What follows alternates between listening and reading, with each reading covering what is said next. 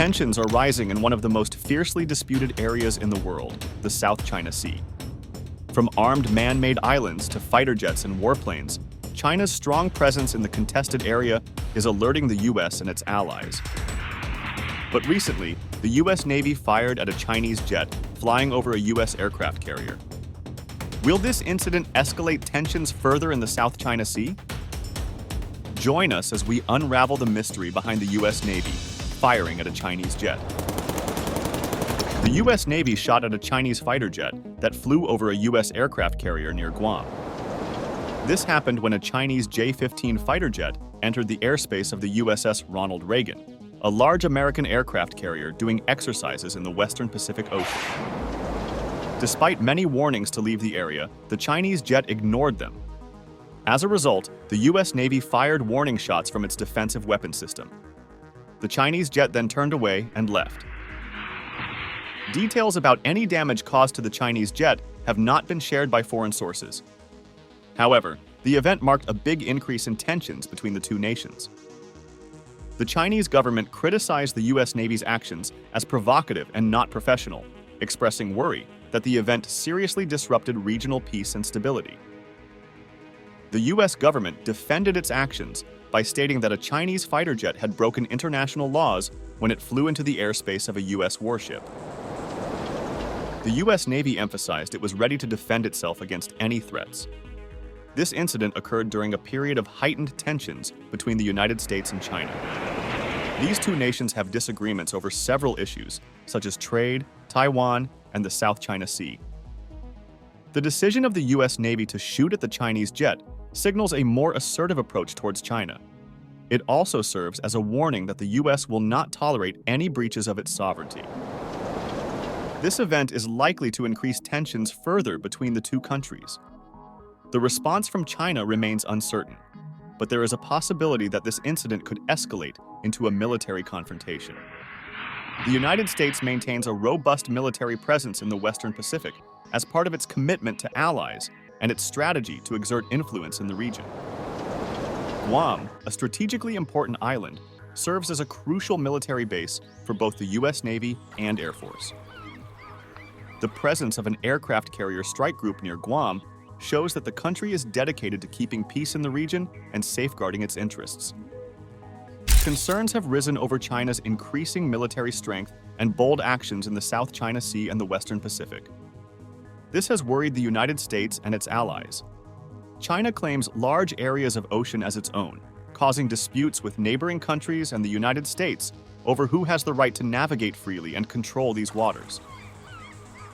Recently, Chinese fighter jets have been challenging foreign military assets in international skies more often, raising tensions in the area.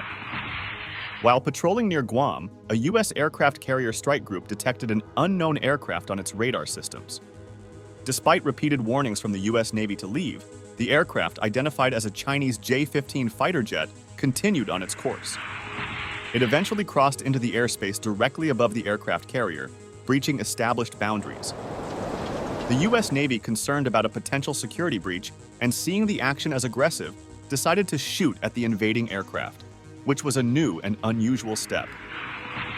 They fired several warning shots to try to stop the J-15 fighter jet from coming closer. However, the Chinese jet continued and then turned back towards Chinese airspace. Now, the international community is likely to watch closely as this incident unfolds. Nearby countries and global organizations might get involved to help the US and China avoid more problems and talk calmly to solve their issues. Imagine living and working on a massive US Navy ship, an aircraft carrier, in the middle of the ocean. These colossal vessels can house up to 6,000 sailors, making them floating cities. Life on these ships is both challenging and fascinating. Living on an aircraft carrier is like being part of a small, bustling city. There are all sorts of facilities available to make life a bit more comfortable. You'll find kitchens called Galleys that serve thousands of meals every day, gyms for keeping fit, recreational areas for relaxing, grocery stores, and even medical clinics. Despite these amenities, life aboard can be tough. Sailors often work long hours in cramped, shared living spaces with little privacy. Downtime is limited, as the ship is constantly on the move and sailors are busy with their duties. Being away from home and loved ones for months at a time adds to the challenge. For some sailors, especially those working on the flight deck, the experience can be exhilarating. Imagine piloting jets or coordinating takeoffs and landings on a floating runway. Aircraft carriers can launch or land a plane every 25 seconds when fully operational. This incredible pace is achieved on a deck that takes up just a fraction of the space of a standard runway. Aircraft carriers are among the Navy's most powerful assets. These ships can travel at speeds over 35 knots, allowing them to cross oceans in a matter of weeks. They are stationed worldwide, ready to deploy at a moment's notice. When the U.S. Navy wants to make a big impression, they do it with the size and power of these enormous ships and the organized frenzy on the flight deck. Most sailors on an aircraft carrier have little access to the outside world. Only a few get to enjoy the stunning sea and sky views from the flight deck, hangar, or fantail due to the busy and dangerous nature of these areas. Many sailors, especially those working below decks, might not see daylight for weeks. The upper levels of the ship, known as the island, are highly secure and off-limits to many due to sensitive operations and limited space. One of the most remarkable aspects of life on an aircraft carrier is the effort required to feed the crew. Over 17,300 meals are prepared daily by just over 100 sailors. This massive culinary task ensures that everyone is well nourished, which is crucial for maintaining the crew's health and ability to perform their duties. In the early days of the Navy, good food was a key factor in recruitment. Sailors needed assurance that they would be well fed, especially given the physical demands of their work. Living and working on a U.S. Navy aircraft carrier is a unique and demanding experience. Sailors face challenges like long hours, cramped living conditions, and extended time away from home.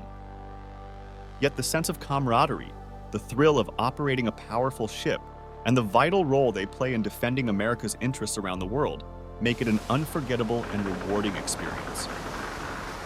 Sailors used to live and eat together in the same quarters, which meant the chef could prepare fresh meals for everyone. As ships advanced technologically, so did the systems for feeding the crew.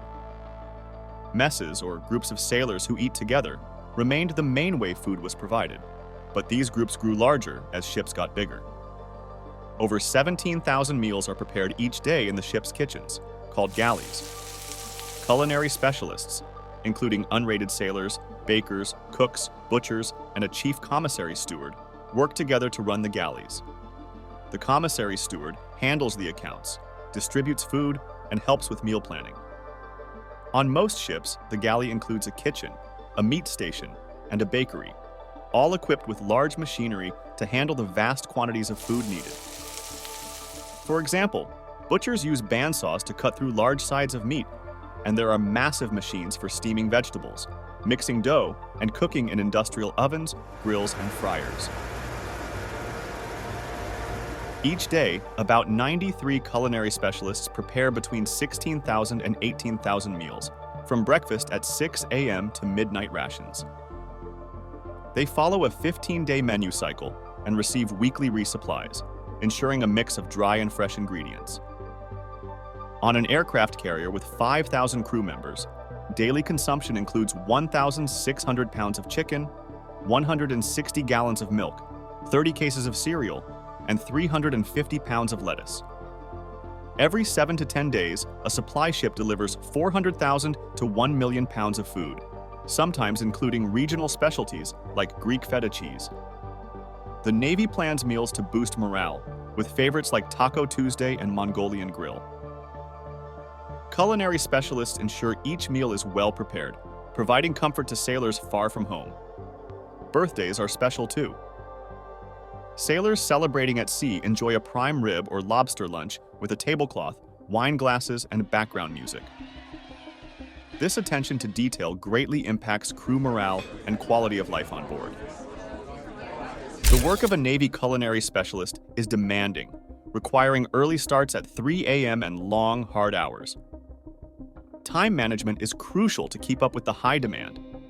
Despite their many duties, they must ensure food is prepared correctly and on time. Modern aircraft carrier galleys, like those on the USS Gerald R. Ford, are designed for efficiency. Modeled after the successful San Antonio-class amphibious transport docks, these galleys make the demanding job of cooking for thousands a bit easier. In the past, only 2 kitchens, known as galleys, were used on Ford-class aircraft carriers. The supply department at Ford and the food service division had to create procedures to run both galleys at the same time. This was to ensure the crew and the Carrier Air Wing 8 CVW-8 were well fed. Meals are served to the crew chiefs and officers from 3 sides in one central galley at the back of the aircraft carrier. Since all the meal ingredients come from the same source and are cooked by the same chefs, using a single galley for many food lines ensures all the meals are consistent. This setup prevents special meals for different groups and improves the overall quality of the crew's meals. Both ship kitchens are arranged along the ship's center line and are equipped with elevators that can carry pallets. These elevators are positioned above storage areas for cold, dry, and frozen goods. The food service team can easily access and prepare supplies with a small team because the storerooms are right beneath the galley. This vertical setup reduces the need for large teams of 50 to 100 people to move supplies and allows the food service division to work without disturbing the ship's usual operations.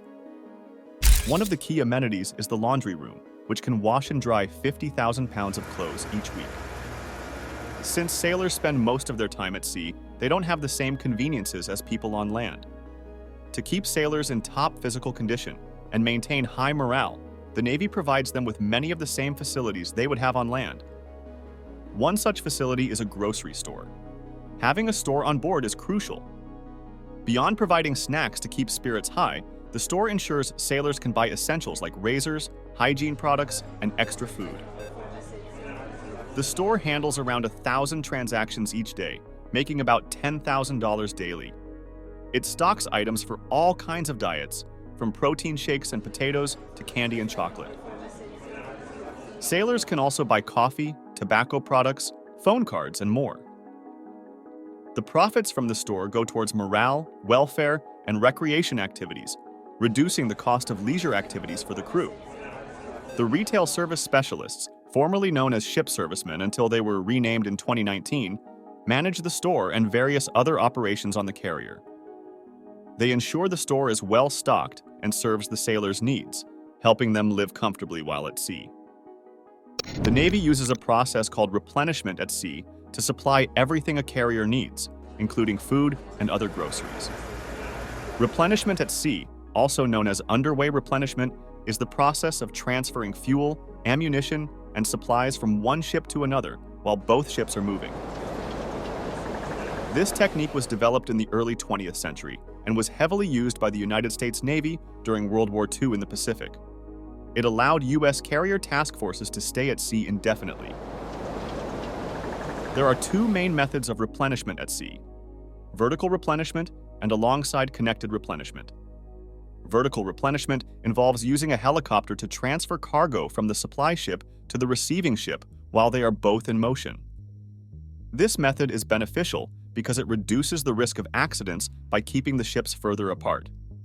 However, it has limitations on the amount and speed of supplies that can be transferred due to the helicopter's capacity.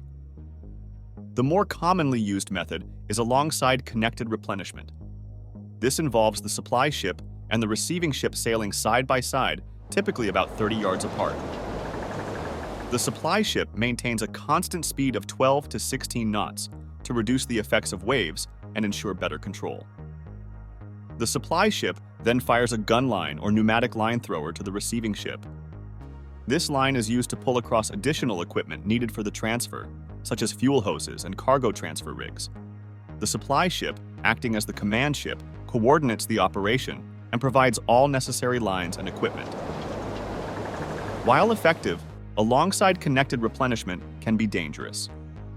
The ships must maintain the same speed and path for a considerable time, and the hydrodynamic suction between them increases the risk of collision. Therefore, experienced and skilled helmsmen are essential to ensure the operation runs smoothly.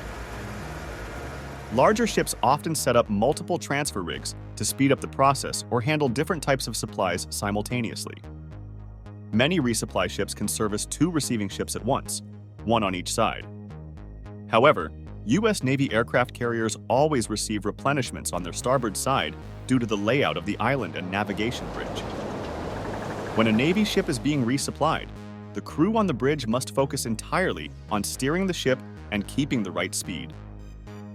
This becomes even more crucial when one supply ship is serving 2 ships at the same time. In emergencies, crews practice emergency breakaway procedures, where ships quickly separate to avoid collisions. Even though they avoid crashing, they might not complete the transfer and could lose some supplies. After a successful replenishment, it's common for many U.S. Navy ships to part ways from the supply vessel while playing a special tune over the loudspeaker. The received supplies are then moved to the hangar to be sorted and distributed to the right units, ensuring that sailors always have what they need. Now let's move to the flight deck, the bustling heart of the U.S. Navy aircraft carrier. Here, various activities happen all at once, with different personnel performing key roles such as handling aircraft, maintaining them, and coordinating operations. Personnel move planes around the flight deck, positioning them for takeoff and landing. They use hand signals and verbal commands and operate equipment like tractors and tow bars. These personnel perform regular and scheduled maintenance on the aircraft. They service engines, inspect and replace components, and conduct overall inspections to ensure everything is in top shape. These personnel coordinate the movement and activities of aircraft on the flight deck. They manage the flow of aircraft, direct traffic, and oversee the launch and recovery cycle to ensure safety. The flight deck is one of the most dangerous workplaces. Sailors are surrounded by loud noise, and up to 60 planes and 200 people are crammed into just over 4 acres of steel armor plate. Despite appearing chaotic, the flight deck is highly organized, functioning like an orchestra where everyone knows their part. Due to the noise, sailors communicate using gestures and signals. For instance, it's common to see sailors kneeling near an aircraft getting ready for takeoff. If a sailor in a yellow shirt is kneeling, they are the shooter signaling the catapult crew. A green shirt means the sailor is part of the catapult crew, readying the next aircraft for launch. Other colored shirts indicate different roles, like quality assurance members who inspect for issues before takeoff. Before launching, the aircraft undergoes a quick inspection for leaks or other problems. During a typical launch, a team of about 10 people, including the CAT crew, ordnance members, and quality checkers, work together. Hand signaling is another crucial form of communication. Pilots give a thumbs up to indicate readiness for takeoff, and then wait for a yellow-shirted director to take control. This director guides the aircraft with standard aviation gestures. Movements are directed with sweeping arm motions to avoid accidents, especially with powerful jet thrusts. When an aircraft taxis, it moves from one yellow-shirted director to another, each guiding it toward the catapult for launch. The sequence and routes are pre-arranged by the handler in flight deck control. If an aircraft breaks down, there are backup plans for where to move it. At the catapult, signals instruct the aircraft to spread its wings and prepare for launch. A precise alignment of the launch bar and catapult shuttle is essential, especially for armed aircraft. Each step involves careful coordination to ensure a safe and successful launch. This detailed and highly coordinated process ensures that Navy aircraft can take off and land safely, maintaining the carrier's operational efficiency and readiness. During the launch of an aircraft, a red-shirted officer, often called an orderly, stands by to ensure everything goes smoothly. They give a hands-up signal to confirm the pilot's arms are visible at all times. Sometimes, pilots prefer to make a cocked gun hand gesture, although it's not required. After this, the aircraft moves on to the catapult. It needs a lot of power to overcome the resistance of the hold-back fitting at the nose gear. A person in yellow clothing then signals, "Take tension," meaning the brakes are off and the aircraft is ready to take the stress of the launch. As the jet gets into position, it squats down as if sitting in the muzzle of a loaded pistol. The final director then hands control to the shooter, who excitedly waves their hands for the run-up signal.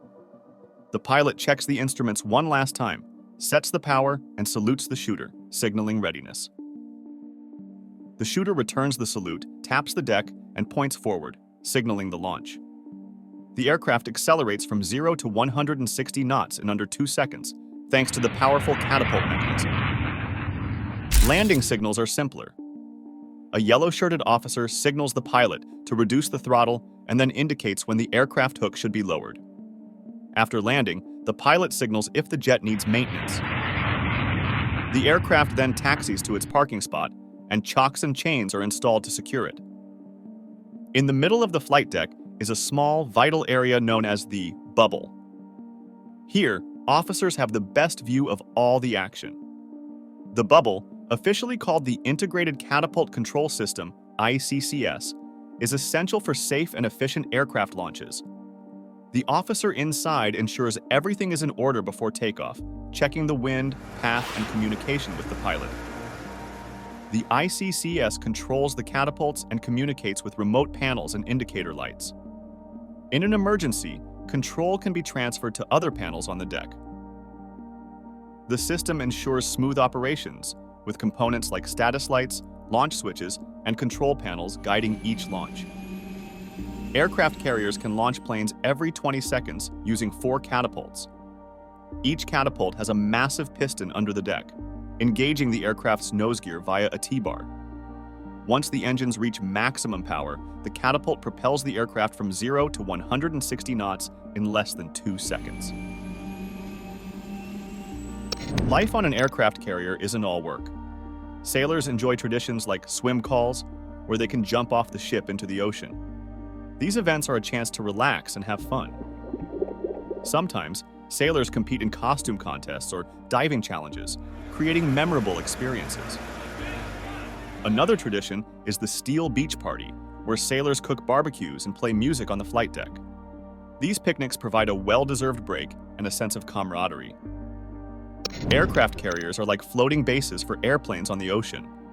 They have long decks where planes take off and land, along with all the necessary equipment for storing, arming, launching, and recovering aircraft. These ships allow navies to use air power globally without needing land bases. In the early 20th century, aircraft carriers even carried basic balloons for warfare. Over time, aircraft carriers have become more complex systems of warfare, improving as technology advances. While the United States Navy and other carrier fleets may not achieve the same leaps in effectiveness as historical naval forces, they continually work to improve. The U.S. Navy focuses on 3 main areas to make carriers better: increasing offensive capabilities, improving defense systems, and managing costs. There are 5 potential developments that could make U.S. Navy aircraft carriers more dangerous. Integrated missile defense. This includes advanced systems like the RM-162 Evolved Sea Sparrow missiles, rolling airframe missile installations, digital close-in weapon systems, and the AN/SPY-3 radar suite. These systems coordinate communication, search, and tracking through a composite mast, although the carrier still relies on its support fleet for complete defense against aerial, missile, surface, and submarine threats. The most significant current threats are combined cruise and precision ballistic missiles, which pose challenges for fleet air defense. Laser technology. The new Gerald Ford-class carriers, such as the CVN-78, generate much more power than older Nimitz-class carriers. While this initially helps with tasks like launching aircraft via the Electromagnetic Aircraft Launch System emails, the surplus power could eventually support laser weapons for air defense. The U.S. Navy has been actively exploring directed energy weapons like lasers, which could potentially improve defense against ballistic and cruise missiles by increasing accuracy and interception capabilities. A carrier equipped with powerful laser defenses could reduce large missile salvos, providing greater security and combat effectiveness in contested environments.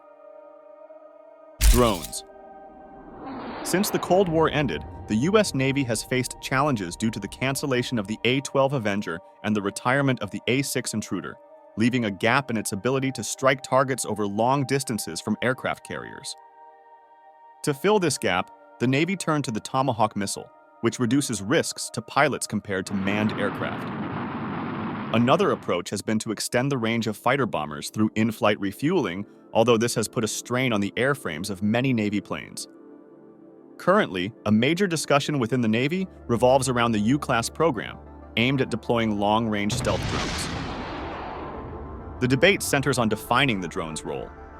Advocates push for a drone capable of long-range strikes, while others prefer one focused on intelligence, surveillance, and reconnaissance ISR missions. Gens 5. 6 Air Wing. Essentially, the strength of a carrier largely depends on its air wing's capabilities. Significant changes are expected in the aircraft launching from U.S. carriers, notably with the introduction of the F-35C. Despite challenges with the program, this new aircraft promises improved stealth, sensor capabilities, and communication systems for the air wing. Coupled with the EA-18 Growler, these advancements will significantly increase the overall combat effectiveness of the carrier's air operations. Looking ahead, the Navy's efforts to develop a 6th-generation fighter are crucial for ensuring that carrier air wings remain effective against heavily defended targets. Over time, the aircraft aboard carriers, such as the Gerald Ford, will evolve substantially from when they first entered service to when they eventually retired. Cost control. The main threat to the future of aircraft carriers isn't from missiles or torpedoes, but from the massive cost of the ships themselves, their accompanying escorts, and their air wings. This financial challenge has persisted for a century, with carriers becoming increasingly expensive, straining defense budgets and national finances. The Ford class and the F-35C haven't escaped this trend, as both have ended up costing more than initially expected. The Navy aims to control costs by improving construction efficiencies and speeding up the development of new technologies. However, these efforts haven't yet yielded significant results. In the future, the high expenses associated with carriers and their aircraft could compel the Navy to choose between smaller or fewer carriers. What are your thoughts about the shocking incident where the U.S. Navy shot at a Chinese jet that flew over a U.S. aircraft carrier? Share your thoughts with us in the comments section. While you are still here, click the video on your screen to see more mind-blowing videos like this one.